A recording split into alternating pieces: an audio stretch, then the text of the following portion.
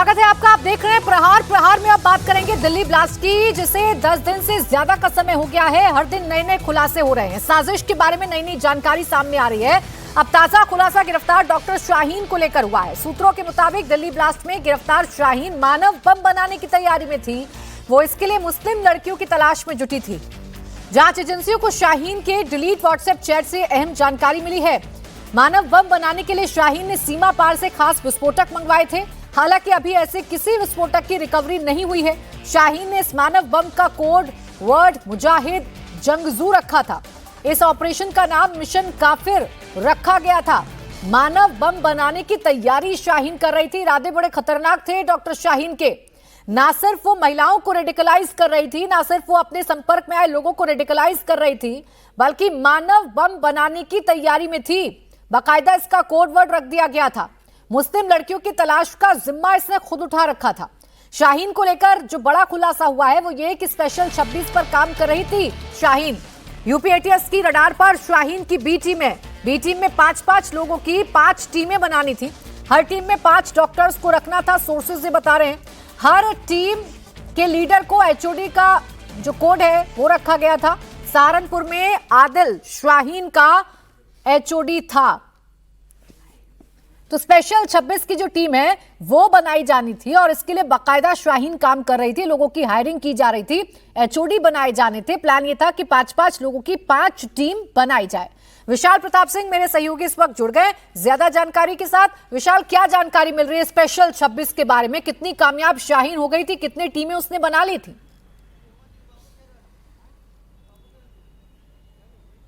देखिए प्राची, जैसे जैसे यूपी एटीएस का, दिल्ली पुलिस के स्पेशल सेल का, एनआईए का और तमाम एजेंसीज का इन्वेस्टिगेशन आगे बढ़ रहा है, चौंकाने वाले खुलासे सामने आ रहे हैं कि किस तरीके से वाइट कॉलर टेररिज्म का ये पूरा खेप जो थी वो हिंदुस्तान के अलग अलग जिलों में काम कर रही थी, अलग अलग प्रांतों में काम कर रही थी और किस तरीके से डॉक्टर शाहीन मानव बम की खोज में लगातार लगी हुई थी और वो ये कोशिश कर रही थी कि पुरानी उन इलाकों में जाया जाए जहाँ पर दबी कुचली मुस्लिम लड़कियाँ, दुखियारी मुस्लिम लड़कियाँ, या फिर यूं कहा जाए कि इकोनॉमिक तरीके से मुस्लिम लड़कियों को न सिर्फ अपने गिरोह में शामिल किया जा सके बल्कि उनको ट्रेनिंग दी जा सके हापुड़ सहारनपुर के उन ट्रेनिंग सेंटर्स में जिसको दरअसल वो बनाना चाह रही थी और जिसकी आड़ में वे पूरी आतंकी गतिविधियों को अंजाम देना चाह रही थी। बाकायदा कॉर्पोरेट स्टाइल में एचओडीज का नाम दिया गया था और ये एचओडी कोई और नहीं थे बल्कि लखनऊ से गिरफ्तार उसका भाई डॉक्टर परवेज लखनऊ का एचओडी था। सहारनपुर से गिरफ्तार डॉक्टर आदिल सहारनपुर का एचओडी था, जबकि कानपुर से गिरफ्तार डॉक्टर आरिफ को कानपुर का एचओडी का नाम दिया गया था। तो ये सब बातें अपने आप में साबित कर देती हैं कि किस तरीके से पूरा मामला आगे बढ़ रहा था और जैसे जैसे यूपी एटीएस, स्पेशल सेल और एनआईए इस मामले की इन्वेस्टिगेशन को आगे बढ़ा रही हैं, पैन इंडिया आगे बढ़ा रही हैं, इस तरीके की चौंकाने वाली जानकारियां सामने आ रही है कि डॉक्टर शाहीन अपने मंसूबों को अमली जामा पहनाने के लिए सीमा पार से किस तरीके से बाकायदा संदेश प्राप्त कर रही थी और उसको एग्जीक्यूट करने के लिए लखनऊ, सहारनपुर, इसके अलावा फरीदाबाद, गुड़गांव, इन सारे इलाकों में जाकर के अपनी पूरी खेप तैयार कर रही थी। तो इसी को आधार बना करके एजेंसीज आगे का इन्वेस्टिगेशन कर रही हैं और एजेंसीज को उम्मीद है कि जैसे जैसे इस मामले का इन्वेस्टिगेशन बढ़ता जाएगा इसी तरीके की चौंकाने वाली जानकारियां सामने आती जाएंगी। विशाल, दो बातें, एक तो जो इकोनॉमिकल वीकर सेक्शन है महिलाओं का, उसे टारगेट करने की कोशिश थी, महिलाओं को रेडिकलाइज करने की कोशिश थी, और जो सफेद पोश डॉक्टर्स हैं उन्हें अपनी टीम में शामिल करने की कोशिश थी। अभी कितने और डॉक्टर्स हैं जो यूपी एटीएस की रडार पर हैं जिनकी जांच के बाद कई बड़े खुलासे हो सकते हैं?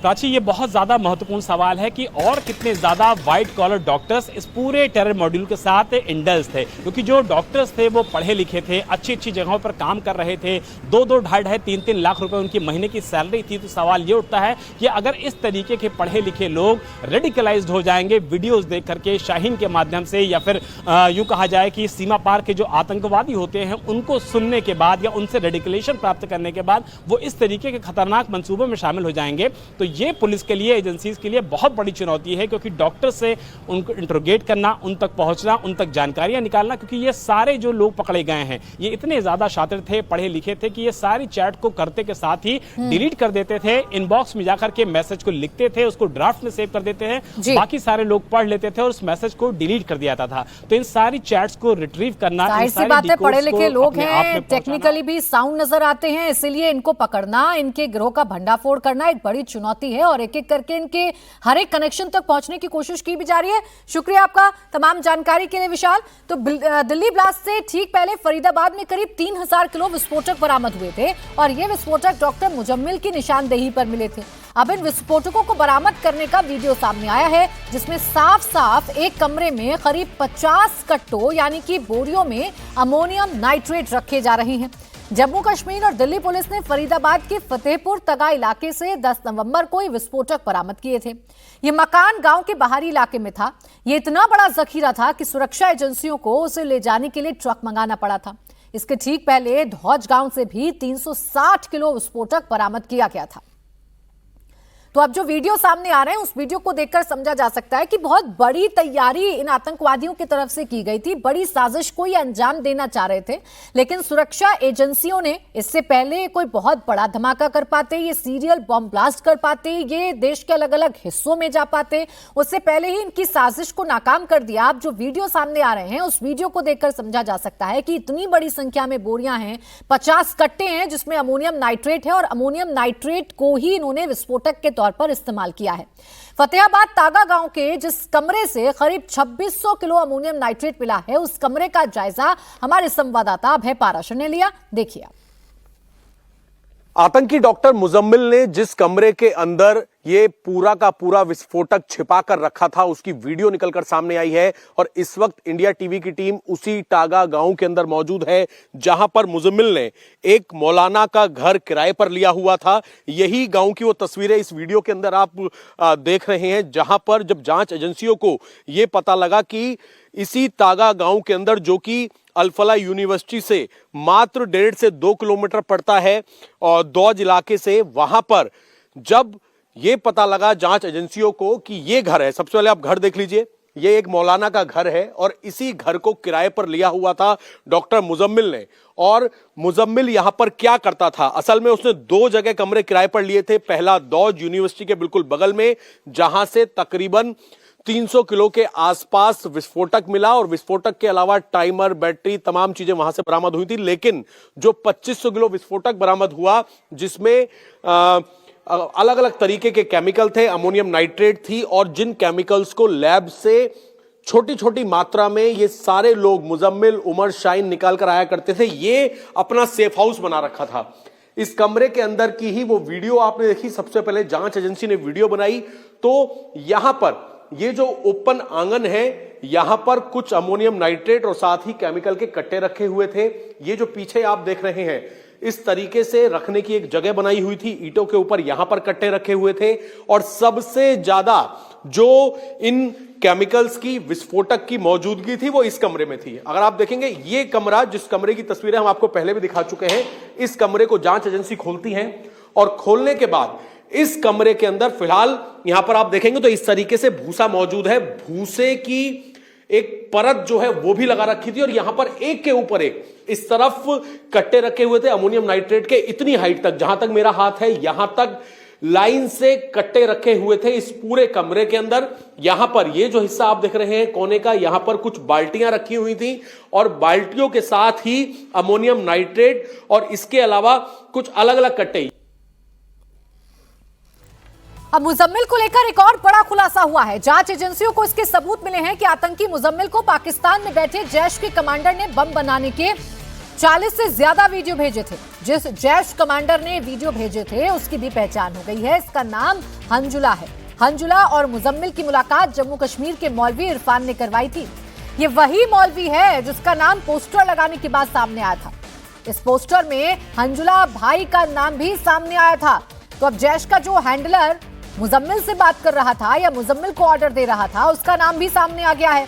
और इसकी मुलाकात जम्मू कश्मीर में एक मौलवी ने डॉक्टर मुजम्मिल से करवाई थी और उसी के बाद ये पूरी प्लानिंग रची गई। अमोनियम नाइट्रेट बड़ी संख्या में इकट्ठा किया गया, इसे हरियाणा के फरीदाबाद लाया गया और बड़ी ही प्लानिंग के तहत एक कमरा लेकर ये 50 कट्टों में अमोनियम नाइट्रेट भरकर रखा गया। हालांकि एक पोस्टर लगा और पोस्टर के बाद इनका पूरा जो नेक्सस है वो सुरक्षा एजेंसियों की निगाहों में आ गया और एक के बाद एक गिरफ्तारियां होने लगी और एक के बाद एक ये पता चलने लगा कि सफेद पोश डॉक्टर कितनी बड़ी साजिश रच रहे थे। और इस बीच एक और बड़ी खबर आपको बता दें, दिल्ली ब्लास्ट में गिरफ्तार आतंकियों के फोन से बड़े खुलासे हुए हैं। सुरक्षा एजेंसियों ने डॉक्टर मुजम्मिल, आदिल इरफान और इरफान के फोन से डिलीट किए गए डेटा को रिकवर किया है। इसमें अकेले मुजम्मिल के मोबाइल फोन से करीब 200 वीडियो रिकवर हुए हैं। ये वीडियो जैश सरगना मसूद अजहर असगर के अलावा दूसरे जैश कमांडर्स की जहरीली तकरीरों से जुड़े थे।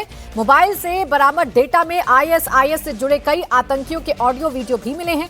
इनमें से करीब 80 वीडियो आतंकी ट्रेनिंग, बम बनाने और केमिकल रिएक्शन से जुड़े रिसर्च पर आधारित है। मुजम्मिल के फोन से दिल्ली, यूपी, मुंबई और कई राज्यों के धार्मिक स्थलों और भीड़भाड़ वाले मार्केट के वीडियो भी बरामद किए गए हैं। अब आतंकियों के फोन से साजिश के सबूत मिल रहे हैं। मुजम्मिल के मोबाइल से क्या क्या मिला मैं आपको बताती हूं, वहां से क्या क्या रिकवर किया गया। 200 वीडियो हैं जो मुजम्मिल के फोन से मिली हैं।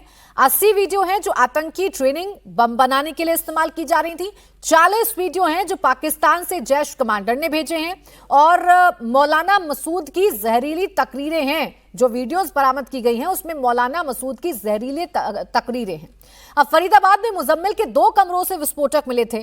फतेहपुर तगा गांव में करीब 2600 किलो विस्फोटक मिला, तो दूसरे गांव से 358 किलो विस्फोटक के साथ साथ डेटोनेटर, टाइमर, बैटरी, मास्क, तार, आईडी बनाने का पूरा सामान बरामद किया गया था। इसी रूम में बम आईडी को तैयार किया जाता था। हमारे संवाददाता अभय पाराशर को इस रूम पर क्या दिखा, यह भी आपको दिखाते हैं। फरीदाबाद की फतेहपुर दागा गांव के अलावा जहां पर 2500 किलो विस्फोटक मिला, इसके साथ ही कई तरह का फर्टिलाइजर मिला, यानी कि बम बनाने का खुला सामान कट्टों में जहां से बरामद किया गया। उसके अलावा डॉक्टर मुजम्मिल यानी कि आतंकी मॉड्यूल का जो सबसे सरगना था, जो कि इन तमाम केमिकल्स को इकट्ठा कर रहा था, उसके दूसरे सेफ हाउस पर इस वक्त इंडिया टीवी की टीम मौजूद है। इस वक्त हम जिस जगह मौजूद हैं, ये कमरा नंबर 15 जो हम आपको तस्वीरें दिखा रहे हैं, ये दौज का इलाका है, यूनिवर्सिटी से बिल्कुल लगा हुआ इलाका, और एक बहुत बड़ी ये बिल्डिंग है जिसके अंदर अलग अलग कमरे जो हैं यहाँ पर रेंट पर दिए हुए हैं। 30-35 कमरे हैं जिनको रेंट पर दिया जाता था। नीचे जो है यहाँ पर सीमेंट और इस तरीके का जो सामान है घर बनाने का, उनकी यहाँ पर दुकानें हैं। और फिलहाल ये जो कमरा नंबर 15 आप देख रहे हैं, जिसमें फिलहाल ताला लगा दिया है, असल में 8 तारीख को जम्मू कश्मीर पुलिस की टीम दोबारा पहुंची फरीदाबाद पुलिस के पास, और उन्होंने बताया कि मुजम्मिल से जो पूछताछ हुई है, ये मद्रासी का जो मकान है, इसके कमरा नंबर 15 में जब रेड मारी गई मुजम्मिल की निशानदेही पर, तो इस कमरे से हम आपको बता दें कि 15 और 12 छोटे सूटकेस बरामद हुए, जिसमें 358 किलो विस्फोटक सामग्री बरामद हुई। जिसके बाद फिलहाल इस कमरे को पुलिस ने सीज कर दिया है, ताला लगा दिया है। कमरा नंबर 15 से 358 किलो विस्फोटक, जो कि जो तगा इलाके में जो मौजूद बरामद हुआ है विस्फोटक, उससे एक स्टेप आगे, यानी कि तैयार मात्रा में सूटकेस के अंदर पैक मिला था। और ये कमरा जो है सबसे अहम है, NIA भी इसकी जांच करेगी। इसमें न केवल 358 किलो विस्फोटक, बल्कि timer, battery, cutter, detonator, face mask, wig, wire, ID बनाने का जो तमाम सामान है वो यहां से बरामद किया गया। और आगे बढ़ेंगे, अब बात करेंगे बांग्लादेश की, जहां हिंदुओं ने यूनुस सरकार के खिलाफ मोर्चा खोल दिया है। यूनुस सरकार के कार्यकाल में हिंदुओं पर बढ़े जुल्म के खिलाफ हिंदू संगठन आज सड़कों पर हैं। ह्यूमन चेन बनाकर प्रदर्शन किया जा रहा है। ईश निंदा और मंदिरों पर हमलों के खिलाफ हिंदू आक्रोशित हैं। ढाका में आज बड़े पैमाने पर प्रदर्शन में शामिल होने के लिए हिंदू जुटे हैं। लगातार हिंदू मंदिरों को टारगेट कर हमलों के खिलाफ लोगों में आक्रोश है। मंदिरों की हिफाजत, हिंदुओं की सुरक्षा के मुद्दे पर इस बार आर पार की लड़ाई का ऐलान है। लोग मार्च निकाल रहे हैं, बैनर पोस्टर लेकर हिंदुओं के खिलाफ हो रहे जुल्म के खिलाफ आवाज उठा रहे हैं, नारे लगा रहे हैं। हिंदू समाज के लोग पीएम मोदी से सीधे सीधे इस मामले में हस्तक्षेप की अपील कर रहे हैं। हिंदू महिलाएं हाथ जोड़कर मोदी से मदद मांग रही हैं, सुरक्षा की गुहार लगा रही हैं। 12 नवंबर से कट्टरपंथी जमात भी बांग्लादेश में एक्टिव है, जहां हिंसा की वारदातों को अंजाम दिया जा रहा है। जमात इस्लामी समेत बांग्लादेश के कई कट्टरपंथी गुट आज मैदान में हैं। पूर्व पीएम शेख हसीना के घर पर मार्च करते हुए पहुंचने का टारगेट है। बांग्लादेश के कई हिंदू बाहुल्य इलाके कट्टरपंथियों के टारगेट पर हैं। शेख हसीना की पार्टी अवामी लीग भी अब सीधे सीधे यूनुस सरकार के खिलाफ टकराने के इरादे से उतर गई है। अवामी लीग ने सबसे बड़ा आरोप लगाया है। मैं इस वक्त बांग्लादेश की राजधानी ढाका में मौजूद हूं और ये जो प्रदर्शन है ये हिंदू अल्पसंख्यक समुदाय का बांग्लादेश की राजधानी ढाका की सड़कों पर प्रदर्शन है। जो लगातार ये आरोप लगा रहे हैं कि उनके खिलाफ हिंसा के जो मामले हैं वो बढ़ रहे हैं और जिस तरह से उनके अधिकारों की रक्षा होनी चाहिए उस तरह से उनके अधिकारों की रक्षा नहीं हो रही। इसके साथ साथ इन लोगों का ये भी कहना है कि जब से शेख हसीना सरकार गई है तब से स्थिति और ज्यादा खराब होती जा रही है। राजधानी सड़कों पर जो राजधानी की सड़क है ढाका की, सीधी तस्वीरें ये यहाँ से है और इसके साथ साथ बहुत सारे लोगों से हमारी बातचीत भी हुई तो ये कहते नजर आए कि यूनुस सरकार से वो लगातार डिमांड कर रहे हैं कि उनके जो धार्मिक मामले हैं उनकी रक्षा की जाए, लेकिन सरकार इसमें नाकाम साबित हुई है। इसकी वजह से अब ये लोग सड़कों पर उतर आए हैं। और इस बीच एक और बड़ी खबर आपको दे दें, कोयला घोटाले के मामले में ईडी ने बड़ा एक्शन किया है। झारखंड से बंगाल तक ईडी ने ताबड़तोड़ छापेमारी की है। ईडी की रेड में करोड़ों का कैश और सोने चांदी के गहने बरामद हुए हैं। झारखंड और पश्चिम बंगाल के अलग अलग जिलों में 40 से अधिक स्थानों पर छापेमारी की गई है।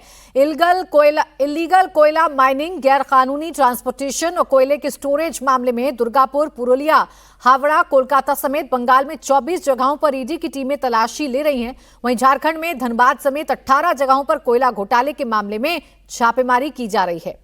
करोड़ों का कैश, ज्वेलरी, कोयला माफिया पर छापेमारी इस वक्त की जा रही है। सब कुछ बरामद किया गया है।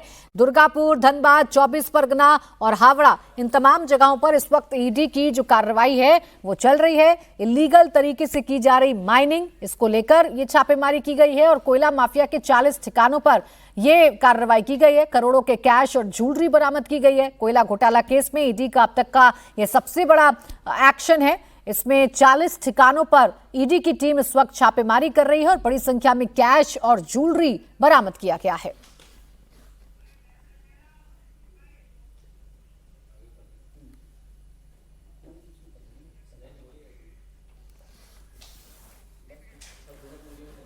तो देखिए, कैश और ज्वेलरी बरामद की जा रही है। झारखंड, पश्चिम बंगाल के साथ साथ केरल में भी ईडी ने छापेमारी की है। कोच्चि में केरल फाइनेंशियल कॉर्पोरेशन से जुड़ी मनी लॉन्ड्रिंग केस में जांच जारी है। ईडीआई से ज्यादा संपत्ति, बेनामी होल्डिंग्स, रियल एस्टेट प्रोजेक्ट्स में फंड का डाइवर्जन और दूसरे बिना हिसाब वाले इन्वेस्टमेंट की जांच में जुटी है ताकि मनी लॉन्ड्रिंग का पता लगाया जा सके।